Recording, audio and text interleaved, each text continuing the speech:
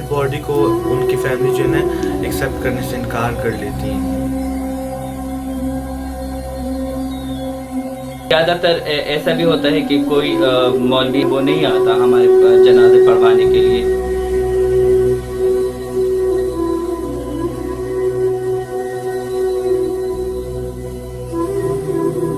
مولوی کے پاس گئے، اس نے جنازے سے انکار کیا۔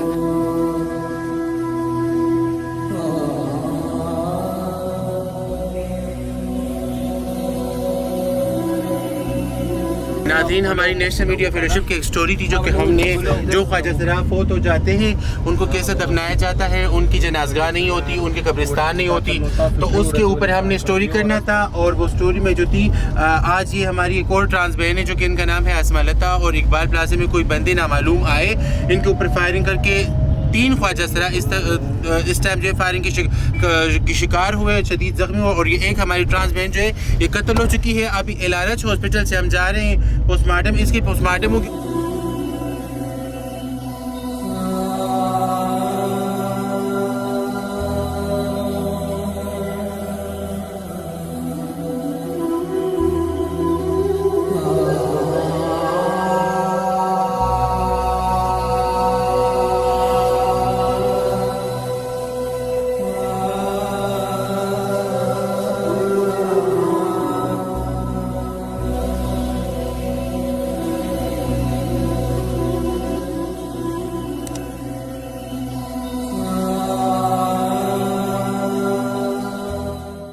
السلام علیکم، میرا نام لائبہ نیاب ہے اور میں پشاور شہر میں رہتی ہوں۔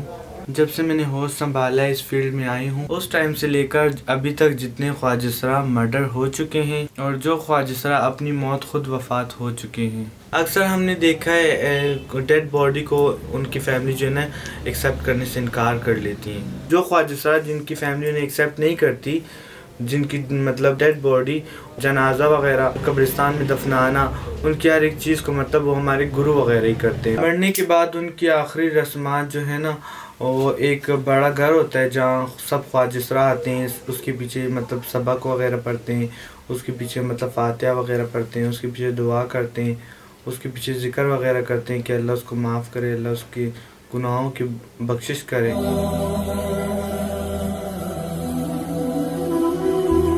جنازے میں اکثر مسئلے ہوتے ہیں، کیوں نہیں ہوتے؟ کیونکہ اکثر مولوی انکار ہی کر دیتے ہیں، کہتے نہیں ہم ان خواجہ سراؤں کا مطلب جنازہ نہیں پڑھا سکتے، اور کچھ ایسے لوگ ہوتے ہیں جو مطلب پڑھا دیتے ہیں ہم خواجہ سراؤں کا جنازہ اور کچھ نہیں پڑھاتے۔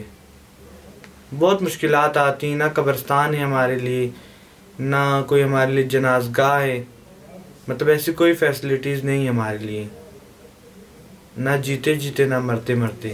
ہماری گورنمنٹ سے یہی اپیل ہے کہ ہمارے لیے مطلب جیتے جی تو کچھ نہیں کرتے، چلو مرتے ہوئے ہمیں عزت سے دفنایا جائے، ہمارے لیے ایک قبرستان ہونا چاہیے۔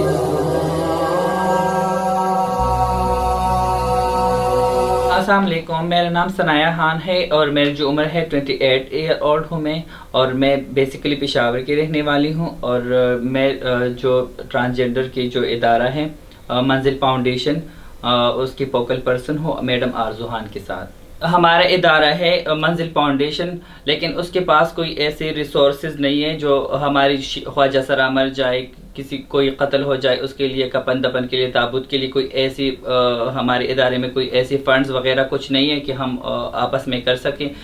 ہمارے فیلڈ میں جو خواجہ سرا مر جاتا ہے تو ہم پہلے اس کو اپنے ڈیرے میں لے آتے ہیں، پھر ہم میڈم آرزو کے ساتھ کانٹیکٹ کرتے ہیں، وہ مولوی وغیرہ کا بندوبست کرتا ہے اور کفن دفن کا بندوبست کرتا ہے، تابوت کا بندوبست کرتا ہے، اس کے بعد ہم اس کا جنازہ پڑھواتے ہیں، اور پھر ہم زیادہ تر ایسا بھی ہوتا ہے کہ کوئی مولوی آنے پہ ہم مجبور کرتے ہیں، لیکن وہ نہیں آتا ہمارے جنازے پڑھوانے کے لیے، تو جب آ جاتا ہے تو پھر اس کو غسل دیتے ہیں، اس کو کفن دفن کرتے ہیں، پھر ہم سب اس کو لے جاتے ہیں قبرستان میں، اس کو دفن کر دیتے ہیں۔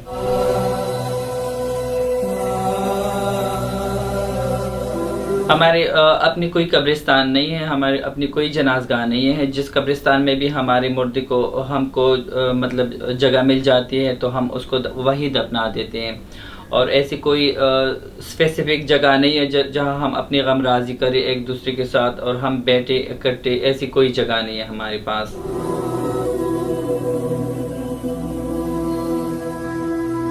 زیادہ تر لوگ ایسے ہوتے ہیں جس کے خاندان والے کہتے ہیں کہ ہمیں نہیں چاہیے یہ، تو آپ خود ہی دفنا دیں، تو ہم اس کو اپنی طرف سے کفن دفن کا بندوبست کرتے ہیں اور اس کو اپنی طرف سے دفنا دیتے ہیں.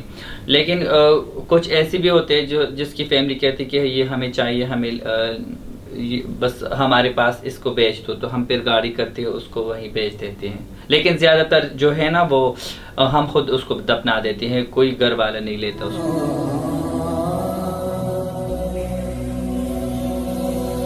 ہماری زیادہ تر فرینڈز قتل ہوئی ہیں ادھر پشاور میں، تو اس کی فیملی نے اس کو ایکسیپٹ نہیں کی. مرنے کے بعد بھی وہ کہتے کہ ہم اسے ادھر آپ لوگ دفن کر دیں، ہمیں نہیں چاہیے یہ.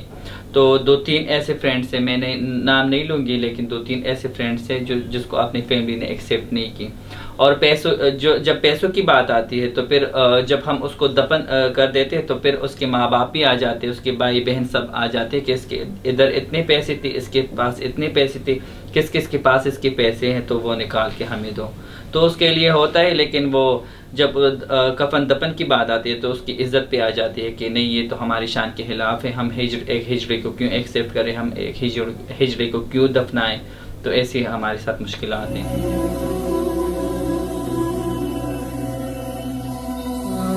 خواجہ سراؤں کے حقوق، ان کا جنازہ، ان کی وراثت وہ بالکل اسی طرح پڑھا جائے گا جس طرح کی شریعت اسلام میں باقی انسانوں کا پڑھا جاتا ہے.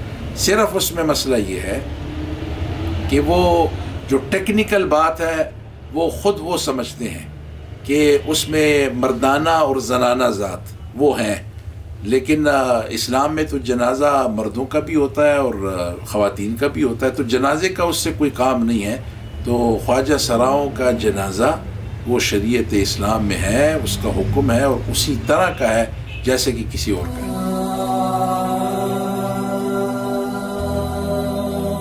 ہمارے خواجہ سرا ساتھی جو اپنی موت پہ مر جاتے ہیں یا قتل بے دردی سے ہو جاتے ہیں، تو میڈم آرزو خان جو خواجہ سراؤں کی صدر ہے وہ مجھے فون کرتی ہے. میں جاتا ہوں مولویوں کے پاس، مولویوں کو کہتا ہوں کہ یہ ہمارا خواجہ سرا وفات ہو گئی، آپ وہ آتے نہیں ہیں، بات نہیں سنتے، کہتے ہیں مجھے بھی باتیں کرتے ہیں کہ تم جاؤ، تم کہاں سے خواجہ سراؤں کے جنازے کے پیچھے آ گئے ہو، تم جاؤ.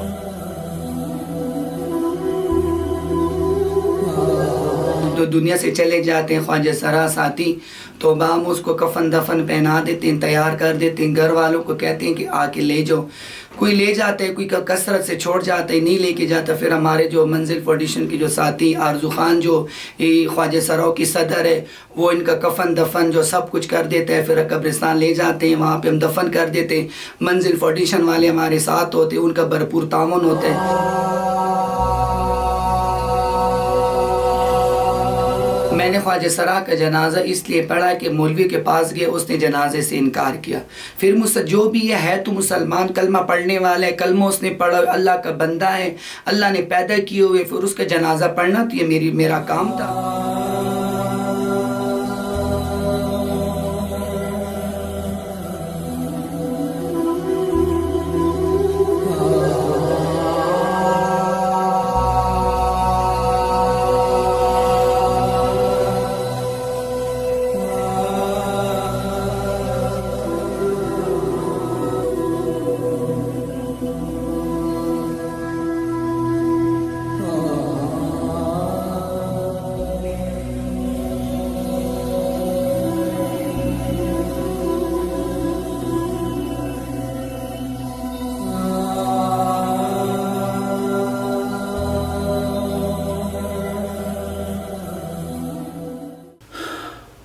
مر کے بھی چین نہ پایا تو کدھر جائیں گے ہم.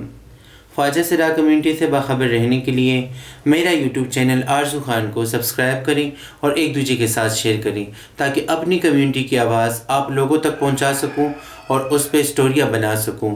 مجھے اجازت دیجیے گا ڈھیر ساری دعاؤں کے ساتھ اللہ کے حفظ و امان میں.